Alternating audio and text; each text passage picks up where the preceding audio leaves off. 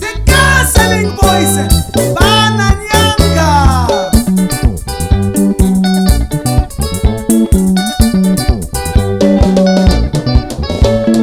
Vamusoro iZimbabwe tauya nechitendo chakudetse kutenda mpinga muno muZimbabwe. Ehe, zvaitika. Nguva yamanga makamirira iya yakwana, chisingaperi chinoshura. Tiri kutaura nhau yeCounselling Boys, vakomana vepanyanga vazviita album launch musi wemugovera, musi wa30 iwo mwedzi uno, kuti katipedze mwedzi uno in style. Ehe, chitiko chiri kuitikira paWhite House Makuluwani. Ehe, paMakuluwani ndo patinenge tiri, chinenge chakachaya huyai nemhuri, huyai nevana, nguva 1 o'clock dzemasikati, kakwete dzeusiku hatisi varoi, 1 dzemasikati till late. Tinopedza nguva yekuti varoi vanenge vasati vatangawo zvakare kufamba. Ngatisanganei paWhite House musi wa30. Ehe, vanoda makepi, vanoda ma-t-shirts eDrewmas Media, munogara muchingoti veduwe tipeiwo, vanoada huyai tisangane, kupinda mahara. Asi kuma-t-shirts aiwa munobhadhara. Vamwe vanenge vaita raki vairi vatatu vanokwanisa kuzwanirawo zvakare ma-t-shirts nemakepi emahara. Ngatisanganei paMakuluwani musi wa30 mwedzi uno. Tinenge tichiti Duma neCounselling Boys. Drewmas Media, taking you to another level.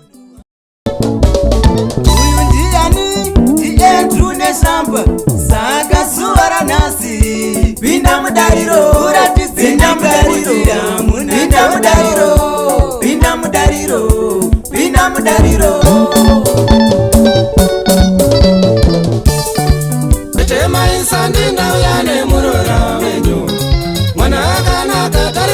Chimiro chake sikane ono ndikakubasa kwanoshanda tete rudo rwangu naye rwakatokuchidzirwa kare. Maive kana achifamba anofamba zvinyoronyoro, kana otaura anotaura zvinyoronyoro, akanyemwerera nokanganwa namukumba.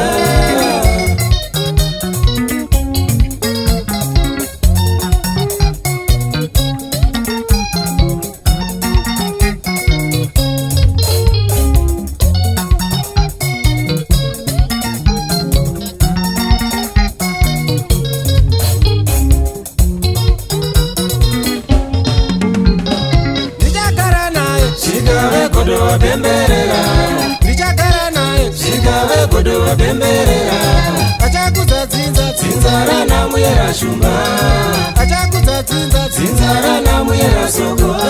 Direzira akapfeka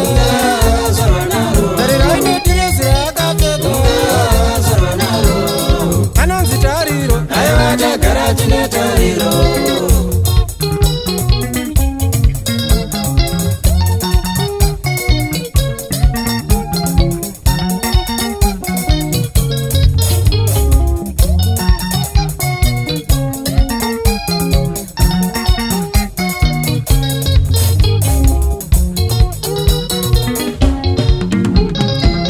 Ndimi maireva mashoko anorwadza, mashoko ekuvhenura iwo maiyotare. Donzoririre kuti tirambane mofara, donzoririre kuti tirambane mofara.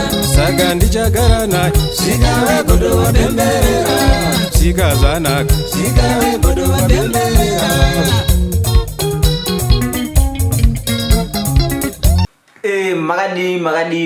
Makadi kasingagume mhuri yeZimbabwe. Zita ari kutaura ndinonzi Danmore Marongedza, kana kuti Dzedze, vazhinji vanodziwa nekuti Dzedze. Ndini mutungamiriri wechikwata cheCounselling Boys. Tauya nacho muzuva ranhasi kuti tikuzivise kuti zviya zvatati tichibika nguva yekubva kumashure kwese zvinenge zvaibva. Vazhinji vanga vachingobvunza kuti ko mazodii.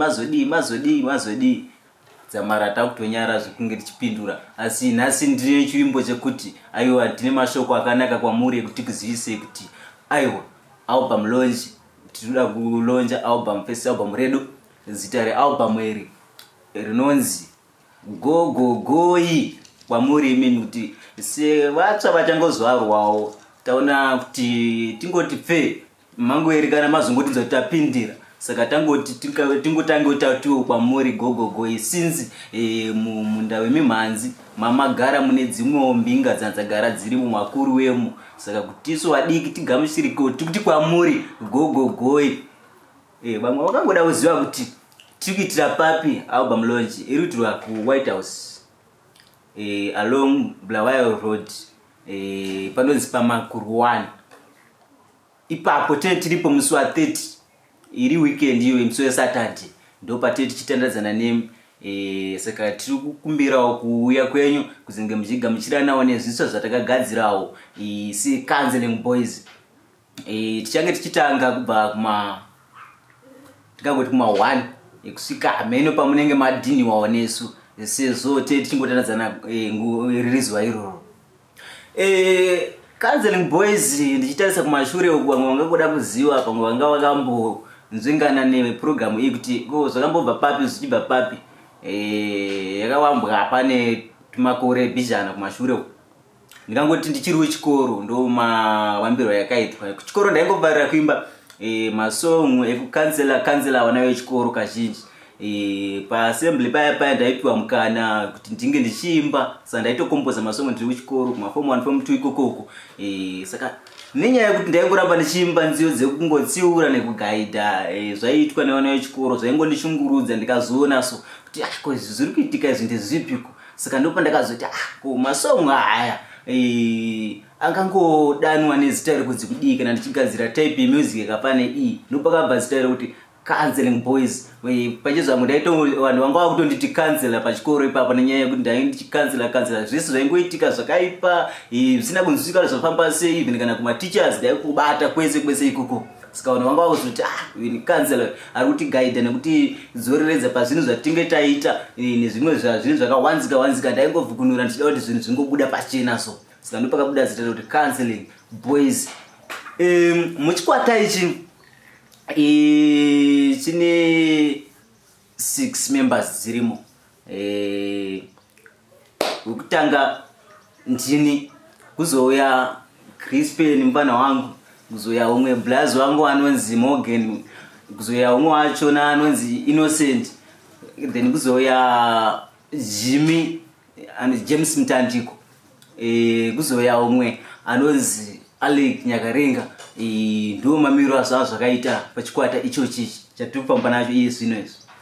Muchikwata umu muchiCounselling Boys ndinoshaura, ndinonyora masongs, masongs aiwa ndikoti kumhuri yeZimbabwe zvatadai kusangana kudai so kana zvachinge zvagamuchirika zvakanaka aiwa munda wemasong aripo aiwa aripo. Ini ndinoridza lead guitar muchikwata ichi. Zvekare ndinoridza kuti sub rhythm nerhythm zvekare. Kuma drums nebass hakunewo ariko ndichirongodzidzirawo zvangu. Kuzoita anoridza bass ndiye anonzi muchasangana naye anonzi Innocent ndiye Blaze wangu. Zvekare ndiwo festival. Crispin madrums, James Mtandiko anoridza rhythm, then Becky vocal, pana 2 backing vocals pana Morgan na Alec Nyakarenga ndo vanobatawo ipapo pachikamu ichocho. Saka ndo mamiro azvakaita. Kamboda timbi. Kariba pamasong aya kana chero right. Aisinya.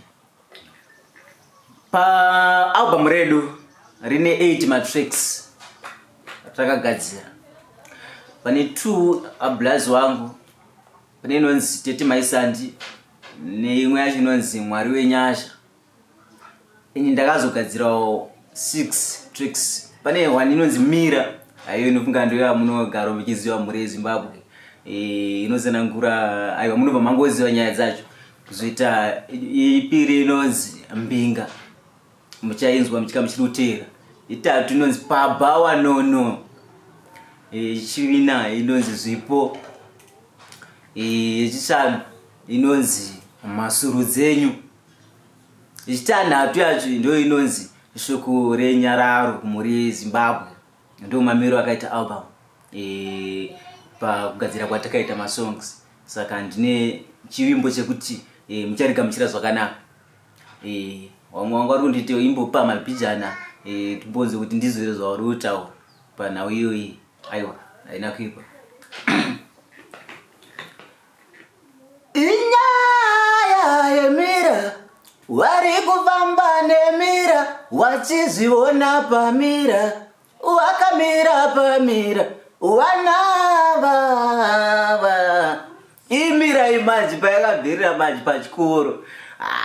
Madhezi akabuda pakatanga kuwanika mafesi powder ndeona vana vechikoro vazhinji vaingo time wangoti time nzwe nidhu ndikati abohererwitwa apa ndaumboona kuti chii chiri kuitika. Ndopandakazoona ndikati itsvagiridzo yangu izvo zvakutosakisa kuti wapana wasiye chikoro wangomhanye wakuzonika wamitiswa. Ndopayakabva nhau iyoyi.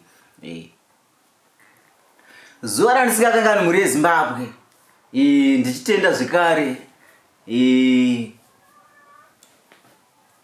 kuoneka ndichisangana zvanhasi.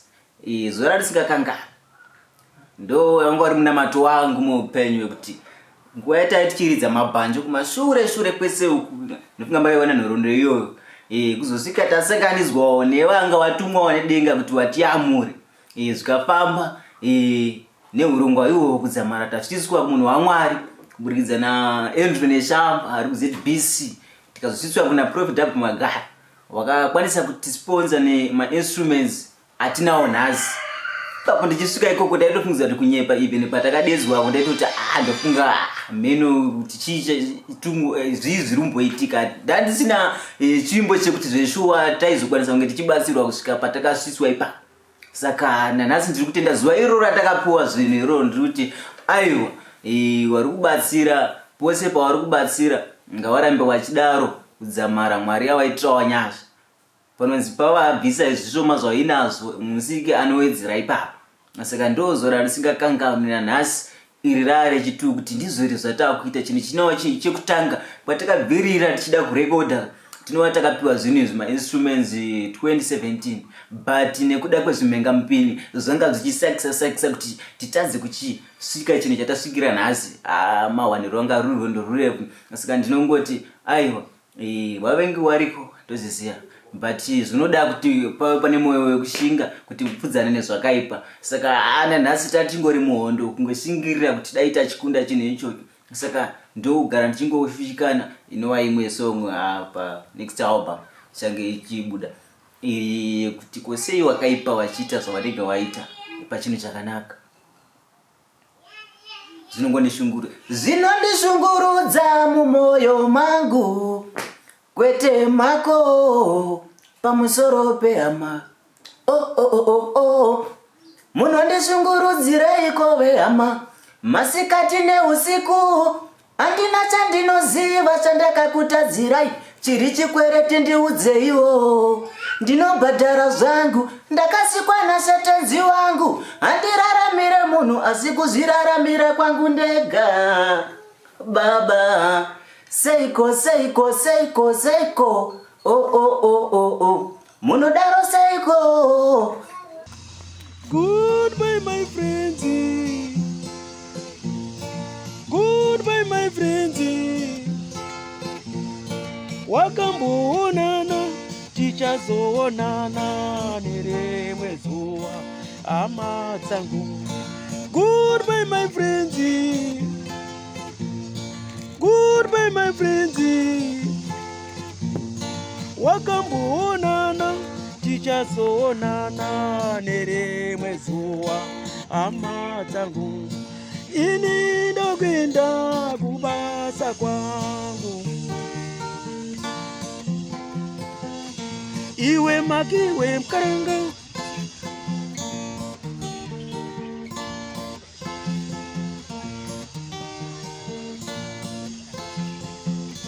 Iwe magiwe mkaranga.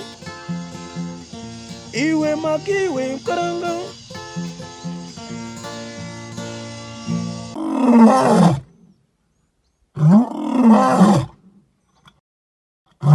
Danmore.